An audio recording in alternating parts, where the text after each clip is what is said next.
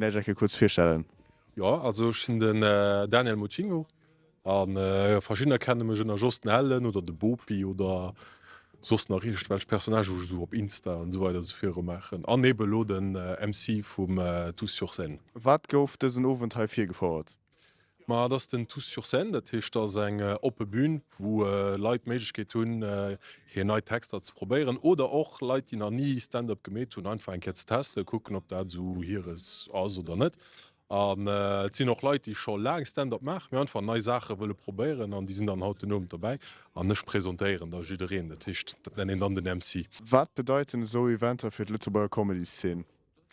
Sech ging ich mal so dass tëlleft einfach de Leute eng Plattform ze gin einfach en Terra fir ze üben noch an dats och jiré se dat immer och déi die Lo aus Frankreich Belsch kommen, dats ma heit zu déi verding so en op Fraésich schon simmer publik bienveillant dat hechte gët lo net direkt Bu oder so wann de Witz net rabt oder so techte Leiit vielen sich awer schon wohl och van se mir ken den Texas an net dat. Sie kommen awer gerne rëmmer probéiere en kennennei Sachen. Techt das schon eng Plattform gin an plus dat se Scheine sal, dats eng professionelle Ekipp an den Runde Techt dat weiste leider okay, dat kann aber schon e bësse méi weit go wie just han der Kamera doheem op TikTok oder so. Techt das einfach eng coole Opportunitéit. Wie bereden sich op so einen Abend für?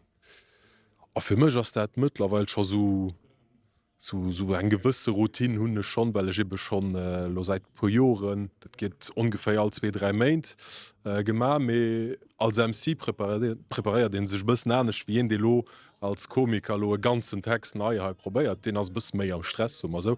Ich bin da mehr, weil ich kenne mittlerweile Leute, keine Leute, die schon 20 Mal hier wären und noch immer rumkommen. Für mich ist das so ein bisschen wie eine kleine Familie, die gucken können, dann schwatzen mit dem, haut passt rum, du oder so. Wir finden den neuen Text, den muss oft an den Text eben schon ein bisschen wiederholen. Und da könnte nebenher an recht high sehen, ob den Text ist also oder nicht. Aber das muss die ich kreieren, viel Stress aber. Wie sieht die Entwicklung von der Comedy zu Lützeburg? Ich habe gefühlt, geht an eine ganz positive Richtung. Das heißt, wo ich angefangen habe, die erste Bühne, wo ich gemacht habe, da waren viele Leute, die wussten mal nicht, was Stand-up wäre. Da kommen immer so die Dinge, ist das so Theater oder wie? Hallo, wissen die Leute schon, was Stand-up ist? Kennen ein bisschen so die Stand-up-Code. Das heißt, wenn jemand da ist schwätzt, mit der für Matt schwätzen oder so, das ist kein Theaterstück, das ist ein bisschen so mehr open. Das heißt, Leute trauen sich auch so auch selber mal einen Witz an die Luft zu blären oder so. Und es geht wirklich schon so in Richtung, wo die Leute verstehen, was das ist. Und noch wissen, wat das eng oppe Bühn, wat das eng Show, wat das so eng Bühn, wo 3-4 Komiker kommen. Geht schon an eng gut Richtung an ich kann mir vorstellen, dass wann net so weiter geht, dass man op engem bisssen mi hege Niveau, weil am Anfang ass dat eben de Problem so professionelle Kippen an dufir awer auch Chance Starthaus zu wo wirklich vun Anfang an direkt dabei war.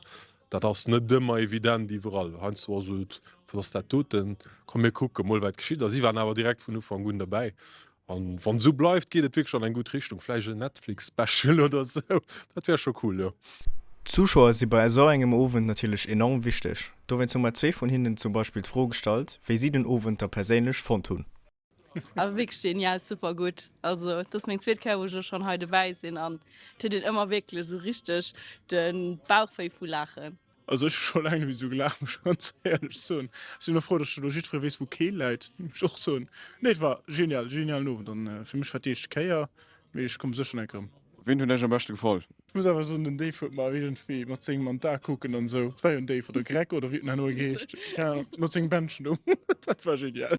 Zu guter Letzt haben wir noch Sketch vom Bopi fertig. Da werde ich probieren, euch zu erklären, dass Freibäder Capoeira eigentlich ziemlich ähnlich sind. Klingt zwar komisch, mir lauscht am besten einfach selber. Capoeira. Vous savez tous qu'est-ce que c'est capoeira? C'est un art martial brésilien. Il y a des Brésiliens, ça. Non, ils sont en train de faire la capoeira.